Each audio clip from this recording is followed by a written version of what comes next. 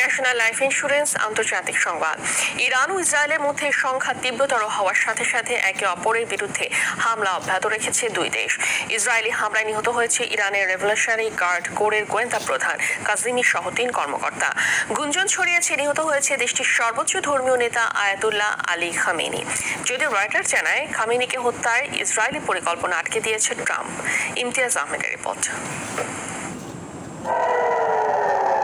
Iran ও ইসরায়েলের পাল্টাপাল্টি হামলা ঘিরে ক্রমেই অশান্ত হচ্ছে মধ্যপ্রাচ্য।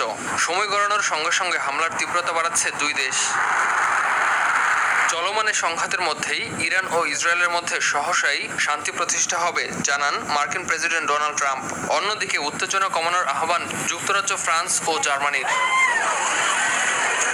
ইরানের ইস্পাহানের পারমাণবিক কেন্দ্রে হামলা চালানোর মাধ্যমে ইসরায়েল ইতোমধ্যে ইরানের পারমাণবিক সক্ষমতা অর্জনের প্রচেষ্টাকে খানিকটা ক্ষতিগ্রস্ত করেছে বলে দাবি করেছেন ইসরায়েল প্রধানমন্ত্রী বেনিয়ামিন নেতানিয়াহু। মার্কিন প্রেসিডেন্ট ডোনাল্ড ট্রাম্পের সঙ্গে সমন্বিতভাবে কাজ করছেন বলেও জানান তিনি।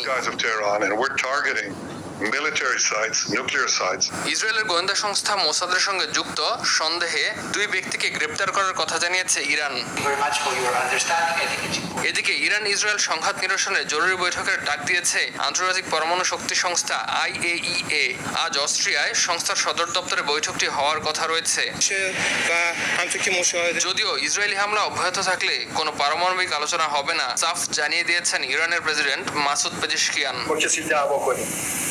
ইমতিয়াজ আহমেদ, RTV।